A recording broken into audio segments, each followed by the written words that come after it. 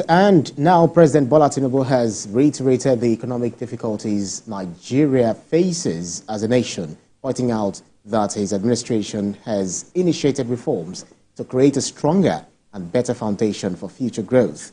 Speaking during a nationwide broadcast to commemorate Democracy Day, the president said that the nation's economy had been in desperate need of a change, adding that it has been unbalanced because it was built on the flawed foundation of over-reliance on revenues from the exploitation of oil. According to him, he said, quote, "The reforms we have initiated are intended to create a stronger, better foundation for future growth. There is no doubt the reforms have occasioned hardship, but they are necessary repairs required to fix the economy over the long run so that everyone has access to economic opportunity, fair play, and compensation for his endeavor and labor." End of quote. And joining us in the studio is a public affairs analyst, Ayodele Adewale. Good to see you. Happy democracy to you. Good morning. Thank you for having me. Good morning. But then the president, exuded or demonstrated that he understands the current situation in the country because a whole lot of, Nigerians are, reading from the impact of the removal of the fuel subsidy and also going to the purchasing power being reduced and all of that. The president said he understands, and these are some of the necessary things that we need to do to get our nation on track. But how long do you think Nigerians will want to wait for? Well, Nigerians are not going to wait for too long because a lot of systems that will cushion the effect of this hardship have already started coming in place. Remember when he mentioned that subsidy was removed, he also spoke about alternative energy sources that will speed up our economic growth. And many of these materials are not on-the-shelf things that you just quickly deploy. And immediately production started. And there are some Nigerian companies now that are producing a lot of these CNG vehicles and vehicular products and all whatnot. And the security also, he has done a lot to make sure that it is rapidly stemmed down. And a lot of financial systems has also been put in place to support people, especially SMEs and all whatnot, including the student loan. And for me, particularly, what gladdens my heart more is the student loan because we'll be harvesting from it in the next 2 cycles of student graduates, as the case is. We will not have in our political history a time where someone will have to stop in secondary school, brilliant people particularly. You don't need to know no one for you to continue your education. And education is the bedrock to civilization and breaking the yoke of poverty. So for me, that gladdens in my heart. But again, the pain is there, but we'll go out of it, right? A lot of developed climes that we all, give thumbs up today, like China, right? America and all whatnot, they have their own fair share of it. As it is now, China is topping in global economy and production, right? Including infrastructure provision. But we're quick to forget that there was a time where the Chinese government, Chinese people had to close their doors in order to fix their nation, especially in the 70s, the 80s, and some part of the 90s, right? Downturn of the 90s to the 2000 and all of that, China became a global giant. But they did go through their own period also. And when you say Nigerians will not have to wait too much, I want to draw your attention to what the president has been harping on since the beginning of his administration about the need for investors. Many have seen, or many will have seen the president as sort of a chief marketer for Nigeria because it makes use of every opportunity to pitch Nigerians when it goes out of the country at the World Economic Forum in Dubai and others. But would you say that these policies are paying off? Recently, the president was able to secure a $600 million Danish investment. So how well do you think our image is to foreign investors now? I will look at it from the perspective of the private sector, not only government. Recently, Is it Guru, whatever it's called, owned by Mr. Femi Etodola? They just signed a Gereku. They just signed a contract with Siemens, right, and all of that. I will tell you that if the Nigerian opportunity have not been marketed well by the government, I don't think they would come in to sign such contract. You understand? Because of course they know what they're doing and they know what they're looking for. And there are also so many companies that have come into Nigeria to work with Nigerian partners, to establish more companies here. Yes, there are some companies moving out, but those companies that are moving out, you need to also look at them clinically. Are they companies that have really taken advantage of the Nigerian situation to the extent that they cannot leverage on the one-ton profit they were making in the past because of the restructured economic environment in Nigeria, whereby your hard work, your smart work is what's going to earn you your profit, not taking advantage of the citizenry or the economic situation. So if you look at the president's speech, yesterday, he actually, the speech extensively referenced the struggles and sacrifices of democracy activists. How significant do you consider it for a sitting president to emphasize these historical events, and what impact do you think this would have on the contemporary political culture in Nigeria? The impact is that it's going to give today's generation and future generation the hope that whatever you put in, the country will always remember your effort, right? And for the families of those that are heroes past and living, it also gives them the assurance that their loved one did not work or suffer in vain, right? The more we continue to appreciate them, it's just like our servicemen. The more you appreciate them, the more you have people enlisting into those organizations. But if you have a system that is not appreciative, it will be very difficult for people to put in their all. So I commend the president to have appreciated, our past heroes and the living heroes. And it goes to show the political history of Nigeria on how we have evolved to where we are. And it's also pointing to a fact that it has never been easy, never been rosy, right? There were times whereby we went through our sweat, through our blood in order to build this country.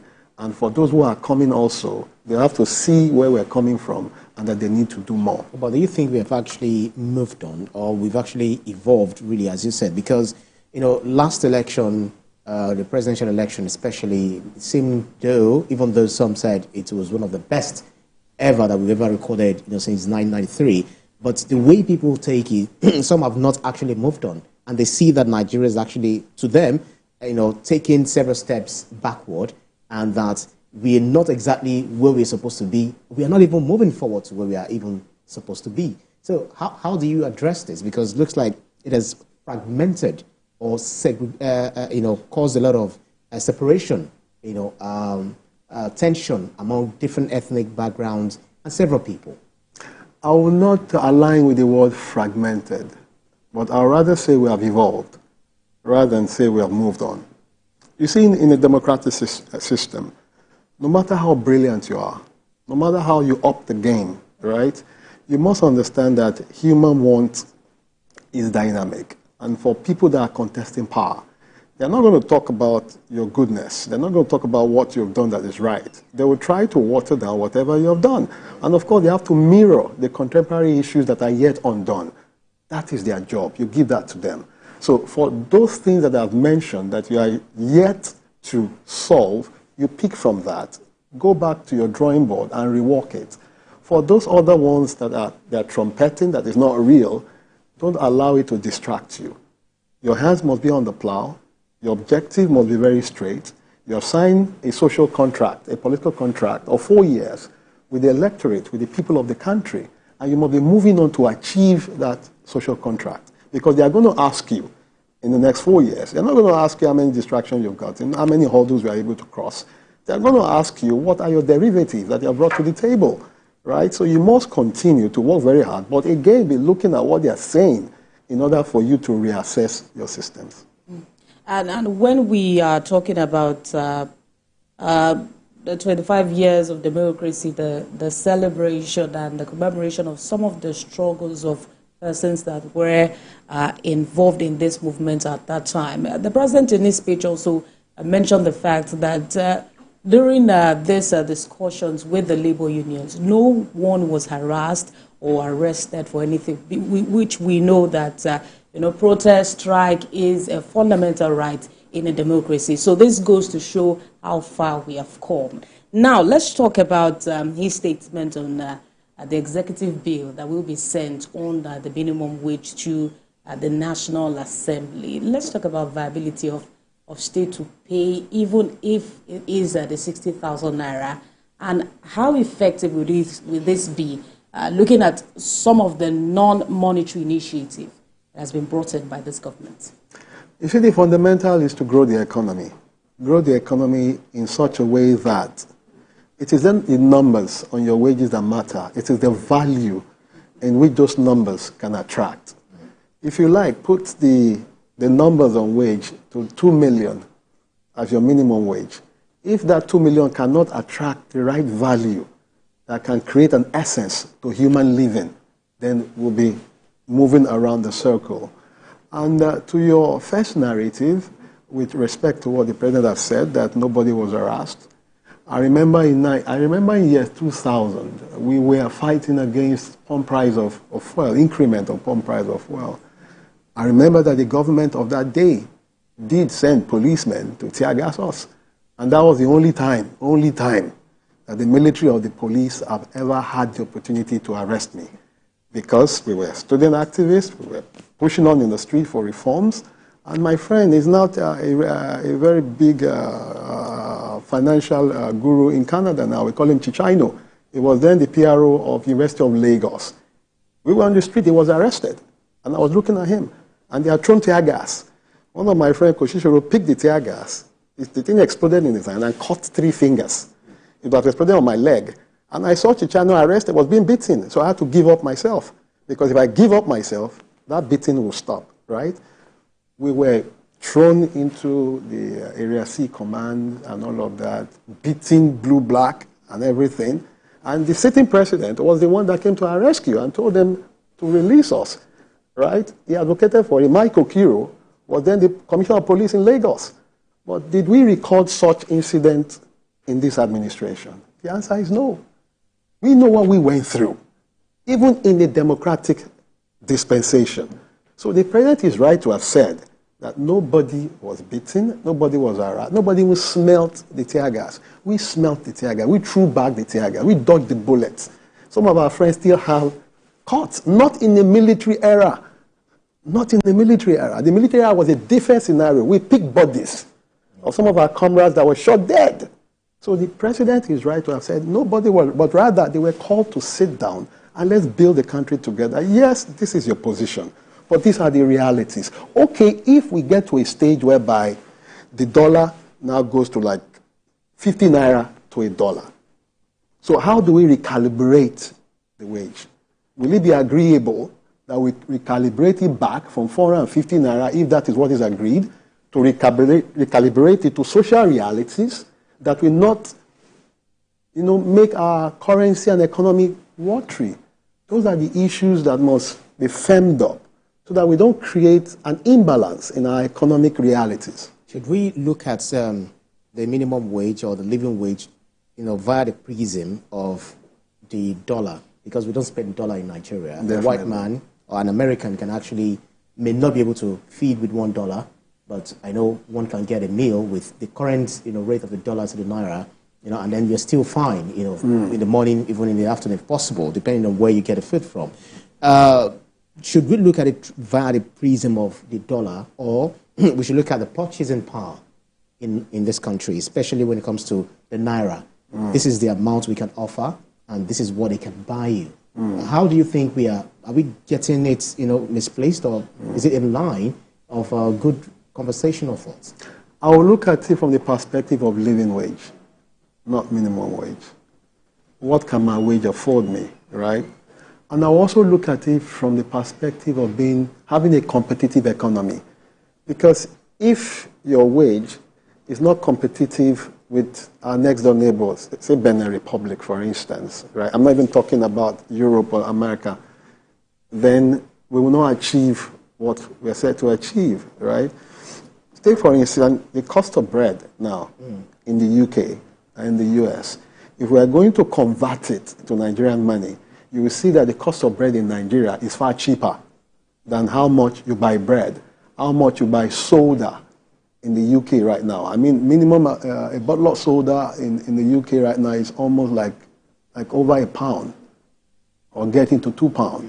Now, if you convert it to that same bottle of soda, I don't want to mention the brand here, you will see that it's far cheaper. So let's look at a wage, a living wage that is competitive to what you have in international standard, right? And in order to even do that, a lot of those countries now, the cost of living, the cost of purchase is quite high.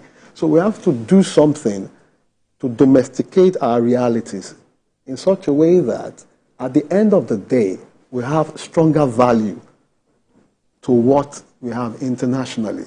Because you can't stop a Nigerian from not moving all around. And they're still going to carry whatever they have earned as wage in order to live in other climes. Maybe they go for holiday, they choose to school abroad because it's a choice, or they choose to go for medical tourism, is a choice, or whatever.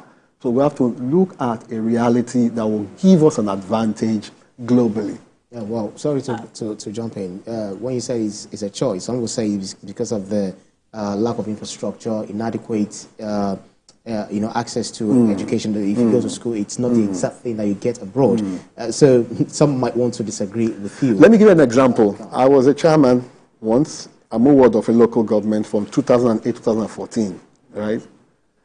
My salary could earn me then to go to a private hospital, right, to seek medical care in Nigeria, perhaps outside. Then, yeah. I never did.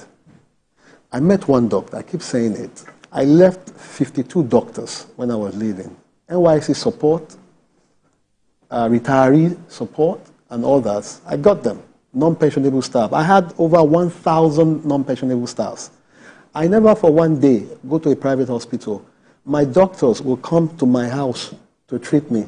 I won't lie on the bed if I wanted drip. I'd rather stay in my parlor. They will put the drip. I'll take it. I was giving free drugs to people from 0 to 16 and 60 and above, right?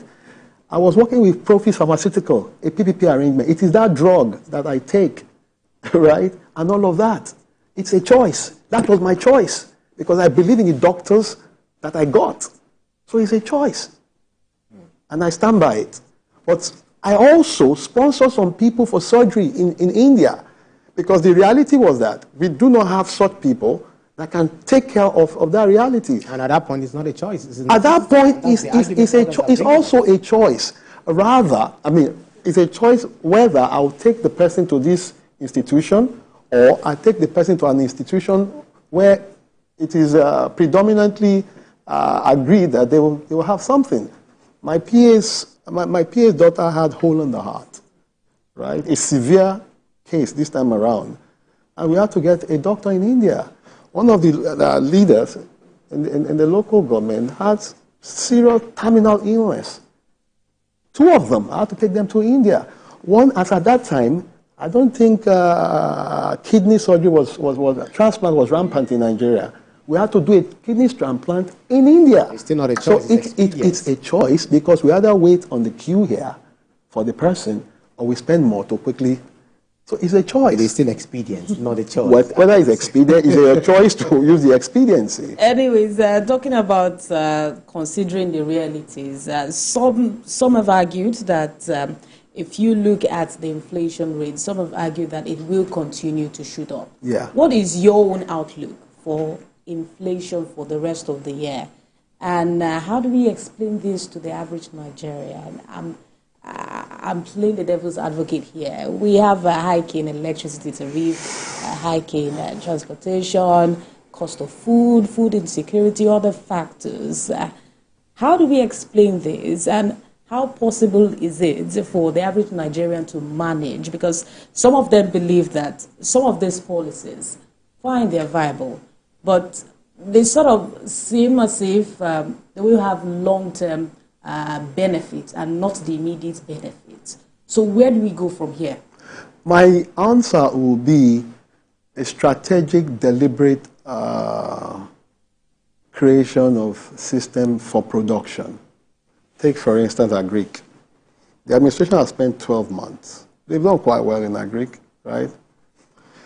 You have to deliberately empower some set of people, not just all the people, because we have a dire situation. You look for people that, yes, we can work with you. There are some crops, grains, and all of that. Out of 12 months, we can have 3 seasons. Take, for instance, corn, millet, and all. Then crops, cassava. You have tomatoes and other vegetable items.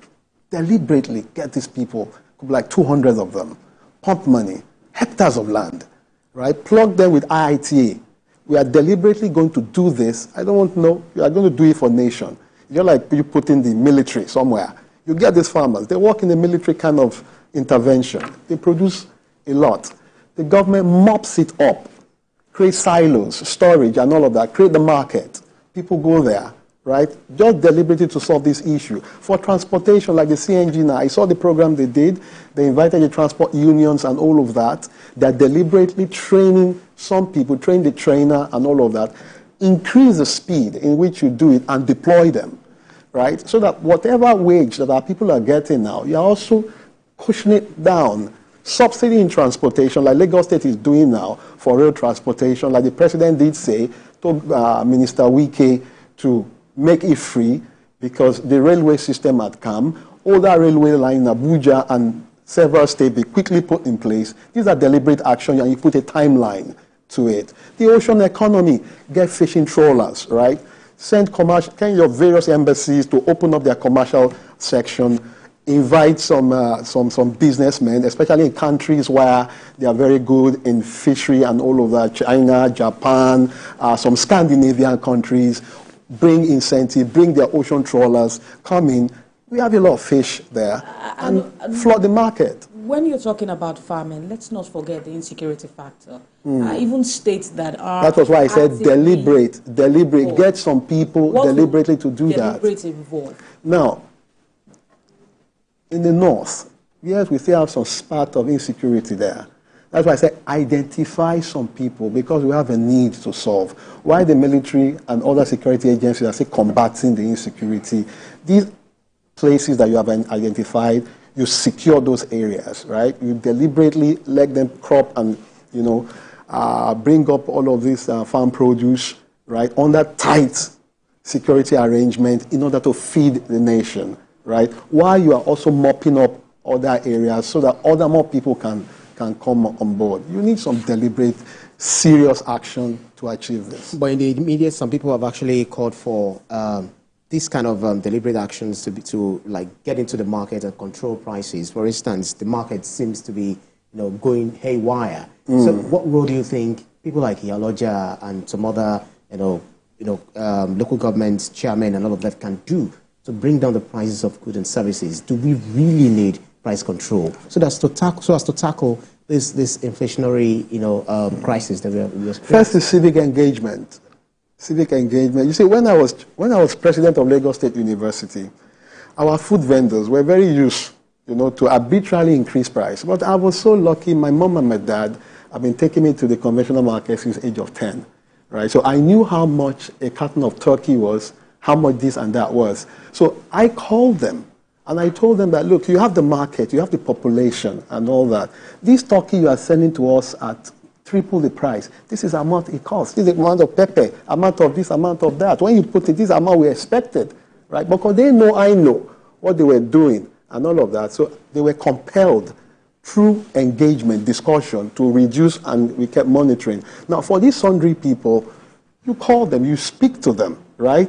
And the government must call them, not just the federal government. We are talking of local government, we are talking of the state government, because they are proliferated all around, right? You call them, you speak to them. Look, this is how much it costs. Okay, they will give you a feedback. Yeah, because they will give you a feedback. Apart from multiple taxation, there are some other hindrances around the value chain. Take, for instance, okay, I love broccoli. I love vegetables. The cost of broccoli I take at Foodies in Abuja is about 2,300. Mixed vegetables, big, right? That same vegetable, I'll buy it here in Lagos for about, in a restaurant for about 9,000 to 11. It's crazy. And the owner explained to me that, look, to bring it from the north down here, there are some people on the road that takes from you. So I was not telling my friend yesterday, I said, wow, look at the rams that are coming. You are arguing that the rams, the cost is this much, but look at people on the road that are taking all of this. What if those rams are put in a carriage and brought by rail to Lagos? Those people would have been taken off. So there must be a deliberate action to mop up those people, or government secure that route and say, okay, from point A to point B, this thing will go down to this place unhindered. And when it gets there, agents of government, other local government or federal, state are also there to make sure that nobody also take advantage of that, and you'll be able to control pricing. And if need be, you can also put some subsidy around there. Absolutely. But because of our time, we just have to, we must call it a wrap because of our time. We just have just few seconds to call it a wrap. Thank you very kindly.